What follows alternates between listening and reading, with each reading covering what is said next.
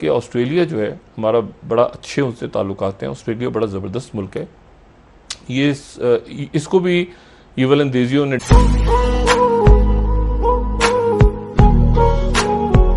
ये चाइना और इंडिया का बॉर्डर का तनाज़ है, लेकिन उससे पहले चूंकि कश्मीर का मामला आ चुका था तो पाकिस्तान उसमें इन्वॉल्व दोबारा।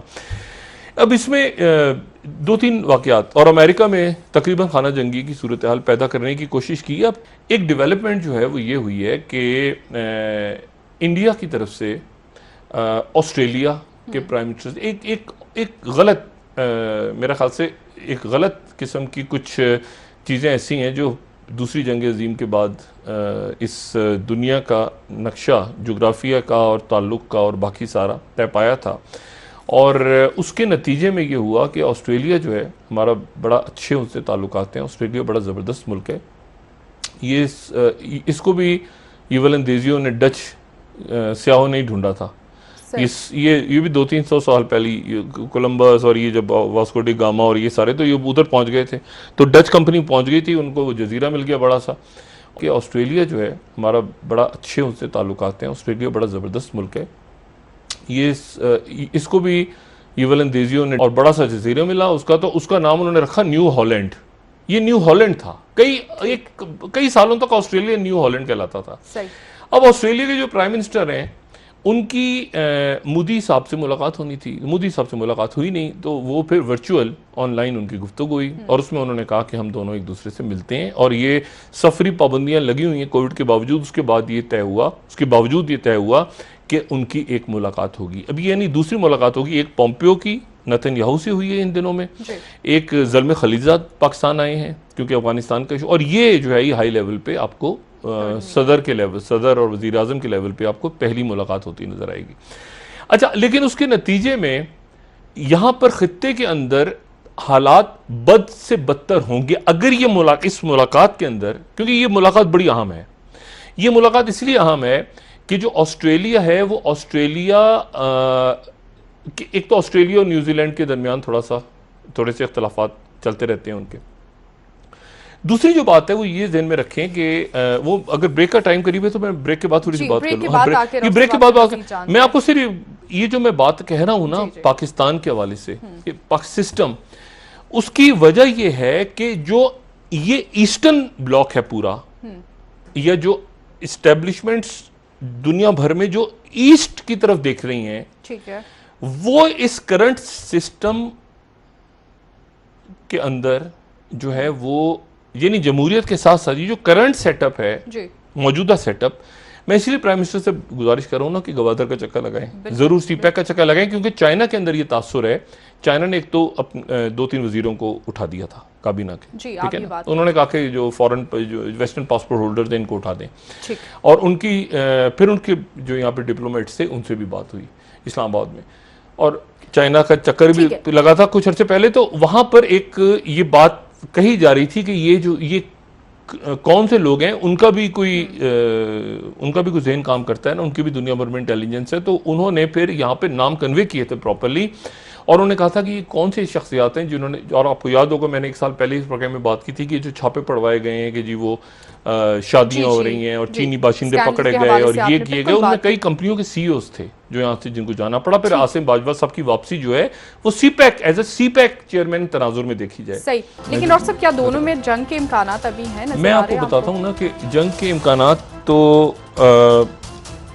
ये जो मेजर जनरल लेवल पे दोनों की, तो पाकिस्तान पे इसके जो असरात मुरतब है ना, डिस्कस इसको मैं इसलिए कर रहा हूँ, पहले मैं आपको वाज़ेह करूँ और नाज़रीन को भी, कि पाकिस्तान पे इसके बहुत बड़े, पाकिस्तान के पूरे सियासी यानी पाकिस्तान जब बना है 47 में, तो उस वक्त बरतानिया के बाद अमेरिका दुनिया में एक पावर और दूसरी पावर जो है वो सोवियत यूनियन। ठीक है, पाकिस्तान का जो सियासी ढांचा उस वक्त से है, यानी लियाकत अली खान साहब के दौर से लेके वो अब तक, वो पाकिस्तान का टूवर्ड्स अमेरिका रहा है। ठीक है, चाइना के साथ हम रहे हैं, लेकिन हमारा जो पॉलिटिकल ढांचा है मुल्क का वो अमेरिका की तरफ रहा है। अमेरिका की तरफ से इतराज़ हुआ, स्टेट डिपार्टमेंट की तरफ से इतराज़ हो गया, ये हो गया, ऐसे हो गया, फलां हो गया, दिमागना हो गया, तो हम जो है वो, और इंडिया जो है वो सोवियत यूनियन की तरफ रहा है। ठीक है, अच्छा, अब लेकिन पाकिस्तान जो है वो एक कंफ्यूजन की पॉलिसी में उसके बाद रियासत पाकिस्तान रही है कि जी चाइना हमारा पार्टनर भी है लेकिन अमेरिका के साथ हमने अपनी ताल्लुकात खराब भी नहीं करे, बैलेंस रख के चले, और ऐसे ही हुआ और बड़ा अच्छा किया जो भी कुछ किया। लेकिन मसला यह है कि जो हमारा पड़ोसी है वो स्ट्रेटेजिक पार्टनर बन चुका है अमेरिका का, और उनका फड्डा पड़ा हुआ है चाइना के साथ। अच्छा, अब इस पूरी सूरत हाल में मैं ऑस्ट्रेलिया की आपको बात जरा करूं, या मैं एक और आपसे बात, देखिए अमेरिका ने ये जब दूसरी जंग अज़ीम ख़त्म हुई तो उसके बाद ही बरतानिया टूट फूट गया था। तो बरतानिया इतना कमज़ोर हो गया कि उसकी सल्तनत फिर कम होनी शुरू हो गई, और यहाँ पे पाकिस्तान ने भी और कई मुल्कों ने आज़ादी हासिल की। उसमें एक तो जदोजहद थी जारी, लेकिन उसमें बरतानिया की ताकत भी ख़त्म हो रही थी। उसमें ये वजह वो जंग में बुरी तरह से हार गया था। अच्छा, अब ये हुआ कि वहाँ पर जो जंग हारा बरतानिया, तो उसके नतीजे में अमेरिका आ गया। अमेरिका जो था उसने ये जो फ्रंट था जापान वाला, यहाँ पे अमेरिका ने उसके बाद जंगें लड़ी, कोरिया की जंग लड़ी, वियतनाम की जंग लड़ी, और उसके बाद फिर ये हुआ कि उसने यहाँ पे सरमायाकारी की बहुत ज़्यादा। अच्छा, चाइना उस वक्त सो रहा था। उनका चाइना तो सवाल ही पैदा नहीं होता ना कि हमारे साथ आए, हमारे खिलाफ खड़ा हो कभी खड़ा। अमेरिका ने यहाँ सरमायाकारी की यानी पैसा लगाया बहुत ज़्यादा, क्योंकि यहाँ पर उसने कहा कि ये जापान और ये सारे ममालिक और सिंगापुर, जापान, साउथ कोरिया, उसमें बड़ी बड़ी इन्वेस्टमेंट्स हुई अमेरिका की तरफ से, और वो बड़ी ब्रांड्स बनी दुनिया में। मतलब सिर्फ जापान जो एक बिल्कुल छोटा सा चाइना उसके सर पे आ गया है, लेकिन अगर आप सिर्फ ये देखें और कि यानी आप इस तरह से समझे कि 1970 तक चाइना की पॉलिसी अलग थी। 1970 के बाद जो किसिंजर गए और डेंग जियाओपिंग की वहाँ पे उसके बाद उनका दौर शुरू होता है, वो ओपन करते हैं पूरे उस चेयरमैन माओ की हद तक तो चाइना की पॉलिसी कुछ और थी, लेकिन उसके बाद जो है वो पॉलिसी वो उनके बात खुलती है आके। अच्छा, अब डेंग जियाओपिंग का दौर जो है वो कहते पूरी की पूरी, और अगर किसी ने उनको पढ़ना हो तो वो एजरी वोगल की जो किताब है उनके ऊपर, वो किताब मैं सजेस्ट करूंगा कि वो डेंग जियाओपिंग के ऊपर पढ़ें, और वो आपको अंदाजा होगा कि वो यानी उनको कहते हैं कि पूरी दुनिया को उस बंदे ने कन्विंस किया है, पूरा पावरफुल पिछली सदी का वो बंदा है। जापान में क्या हुआ, चाइना खामोशी से बैठा है और अमेरिकन ने जापान के सिर्फ एक जो कि अब चाइना की तरफ चला गया है। आप जरा सिर्फ जापान के आपको मैं ब्रांड्स बताऊं, जापान से ब्रांड्स कौन से निकलती हैं जी? टोयोटा, होंडा, ये एक मुल्क की बात कह रहा हूं मैं, एक मुल्क सिर्फ जापान। निसान की फिर आगे डेटसन गाड़ी, सुजुकी, मित्सुबिशी, सुबारो, ये ब्रांड्स हैं। मज़दा, एक मुल्क की ब्रांड्स इंटरनेशनल लेवल पे। Yamaha, Sony, Casio, Hitachi, Toshiba, एक मुल्क की ब्रांड्स हैं।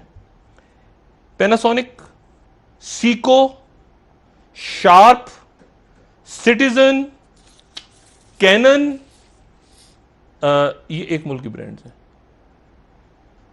अच्छा, इन तो सरमायाकारी कौन कर रहा है? सरमायाकारी सारा पैसा कौन लगा रहा है? अमेरिका, और ये मुल्क फ्लोरिश हो रहे हैं। उसके बाद साउथ कोरिया, उनकी ब्रांड्स क्या हैं? दो तीन ब्रांड्स नाम ले दूं, सैमसंग, होंडाई, एलजी, और ये जो काया मोटर्स हैं। अच्छा, अब बात ये है कि और बाकी आप छोड़ दें सिंगापुर की क्या ब्रांड्स हैं बाकी, अब यहां सारी सरमायाकारी की आके अमेरिकन ने, और अमेरिकन को इस बात का कहीं अंदाजा हो गया था कुछ साल पहले कि यहां पर एक दूसरा मुल्क जो है वो तेजी के साथ है खामोश, लेकिन वो तेजी के साथ, तो उन्होंने फिर ये इंडिया के साथ अपना मामला तय किया। और ऑस्ट्रेलिया चूंकि 45 में हार गया था, डच पहले आ गए, डच के बाद बरतानिया की कॉलोनी बन गया वो, फिर बरतानिया जब हार गया तो अमेरिका वहां पे आ गया। ऑस्ट्रेलिया अमेरिका के इन कॉमनवेल्थ में तो है, उनको अभी भी उनकी जो वहां पे रूल करती हैं क्वीन करती हैं, क्वीन एलिजाबेथ थी, लेकिन ऑस्ट्रेलिया करीब आ गया ज़्यादा अमेरिका के। अमेरिका ने बेसिस बना ली, सब कुछ कर ली। अब अगर ऑस्ट्रेलिया अमेरिका को किसी ने समझना है तो ऑस्ट्रेलिया की जो नेशनल डिफेंस यूनिवर्सिटी है, उस नेशनल डिफेंस यूनिवर्सिटी के प्रोफेसर हैं ह्यू वाइट। अच्छा, ह्यू वाइट अथॉरिटी हैं ऑस्ट्रेलिया की डिफेंस पे, नेशनल डिफेंस यूनिवर्सिटी के प्रोफेसर हैं और उनकी बेशुमार किताबें उनकी आ चुकी हैं। एक उनकी जो किताब आई है पिछले साल वो है हाउ टू डिफेंड ऑस्ट्रेलिया। अच्छा, हाउ टू डिफेंड ऑस्ट्रेलिया पढ़ने वाली किताब है, क्योंकि वो उसमें सिर्फ ऑस्ट्रेलिया की बात नहीं कर रहे, वो उसमें बात पूरे पैसिफिक की करते हैं। अच्छा, उससे पहले उनकी किताबें आई हैं, बहुत सारी किताबें हैं, लेकिन एक और उनकी चंद साल पहले किताब आई थी और वो बड़ी मज़ेदार किताब थी उनकी कि चाइना जो है वो उसकी शिफ्टिंग पावर, ऑस्ट्रेलिया की चॉइस क्या है, ऑस्ट्रेलिया की चॉइस बीजिंग होनी चाहिए शिफ्टिंग पावर, या होनी चाहिए वाशिंगटन।